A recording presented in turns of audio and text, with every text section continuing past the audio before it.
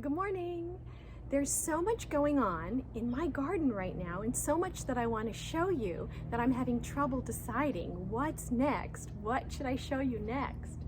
So I thought today I would start with my raised bed vegetable garden because I feel like it's doing well. It's only been planted for about a week or so the plants are still very new, and I will show you everything. But first I want to say that I know that gardeners do a lot of very careful planning with grids about what goes in rows and companion planning and lots of really,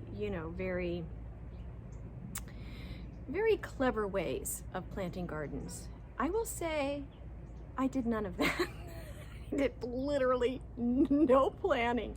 I went to the nursery or bought seeds and then put them in the garden wherever I thought that there might be a space.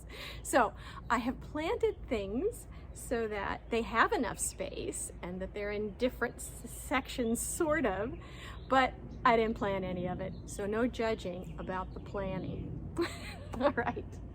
Let's get started. So first of all, over here, I might have showed you these already. These are my snap peas, and they're doing quite well. They started, I started these earlier than most everything else. They're climbing up, and fingers crossed. Last year I planted sort of in the dead of summer, and they didn't do too well. And here, I'll show you I have two different sides of the garden. So there are 3 marigolds here, and I actually planted those because they ward off bugs and things, especially from the tomato plants. I read that they're very good for the garden for pest, eradication. And they're lovely to look at. So I have 3 marigolds. Then I have 4 peppers here in a row. I bought these at different times, just willy-nilly, whatever I liked. The 2 middle ones are the same. They're both baby red mini bell peppers, and they actually have little flowers on them already, so we'll see how they do. The ones on the end are different. One of them is a purple bell, and the other one is a yellow bell. So no green bells. I don't like green bells, but these are much milder, and I think they'll be lovely. Last year, my bells burned in the sun, but it was much later in the year that I planted them. So I'm hoping these will do well. These are purple onions, or red onions, and I don't know if you can see, but they are each individually planted with their little stalks coming up.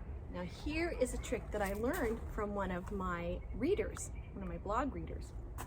When you buy onions at the nursery, they come in the little 6-packs, and there's like a, 1, 2, 3, 4, 5, 6. You might be tempted to plant them, 1, 2, 3, 4, 5, 6.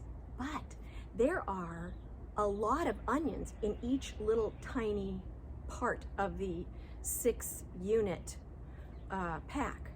So I separated out each of those, and there was about 3 onions per small section. And so I got many more onions, and they are properly separated. Last year when I tried to grow white onions, I didn't properly thin them or separate them, and so the onions turned out to be more like green onions instead of true bulb onions. So I'm excited about those because I feel like I did the right thing thanks to one of my readers. Over on the very right side, that's a tomato, that's orange Peruche. And then more marigolds, and those 2 right there are eggplants that are on the interior of the marigolds. So that's all in this section. But I do want to show you something here that's next to the raised bed garden. I have 2 grow bags, and I have tomatoes in these. I bought too many tomatoes. I think I told you that. I have 2 tomatoes here in these grow bags. This one is called Sweetheart of the Patio. Not on the patio, but okay. And this one is called Dancing with Smurfs. I can't wait for this one just because I love the name. So that's the east side of the raised bed garden. Let's look on the other side. Okay, so even though you are probably seeing this sometime in the AM, I'm filming this in the PM because I feel like the light is better. Maybe it's not, but sometimes in the very, very bright sun of the midday or the early morning, it's harder to see the plants on the video. So we'll try this and let's see. On this side, I have the same plan in terms of the marigolds. I have 3 marigolds here and 3 marigolds there because I've got lots of tomatoes in this section. This is the Austin pear from last year, which was so fruitful and beautiful. The one over there is the sun gold. That was my favorite tomato from last year. Now, in the middle here, these two are the most unusual pieces in the garden. And those are called borage, B-O-R-A-G-E. I don't know a lot about them, but I did read that they're a good companion plant for tomatoes. So I thought, what the heck? It is not a plant that I think many people may be familiar with or use. I get the feeling it's kind of an old-fashioned plant. I've heard of things like maybe borage soup, I'm not sure. But when I read about it, it said it has, you use the leaves, so it's like a lettuce plant, but it has a cucumber taste. So that'll be interesting. I'll be happy to report that to you.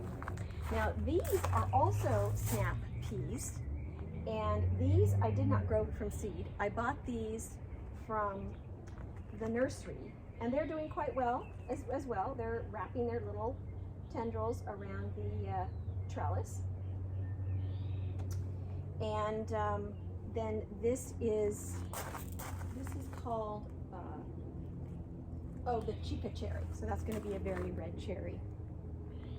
And that's it for this section. You know, the tomatoes are going to get enormous. They're going to get really big. So they have enough space. I think the barrage is also going to get quite large. Let me tell you, before we close on my veg garden, let me tell you a little story about my trellis. So the trellis is super heavy. You might have seen me lugging it around the garden in one of the previous videos. This trellis is actually repurposed. So when my first daughter got married, I had a beautiful wedding shower for her, and I wanted to display some of the wedding gowns from our family, and also some of the beautiful dresses that my daughter had worn over the years as a little girl to Christmas concerts, to proms, to, you know, different things, because I have saved some of the sort of iconic dresses of each of my daughter's lives. And so I put these in the dining room, and I hung, like some of the little dresses would be tiny, and they would go, you know, sort of down to here, but some of them would be full length. And I have 4 of these, and I hung dresses on them so that our guests could have a museum experience of my daughter's beautiful dresses.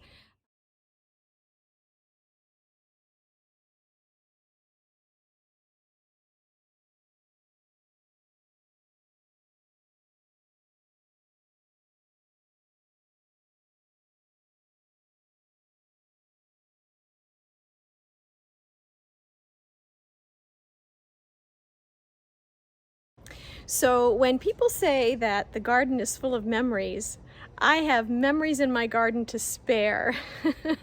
And it's a joyful experience to be here, and I can't wait to share more of it with you.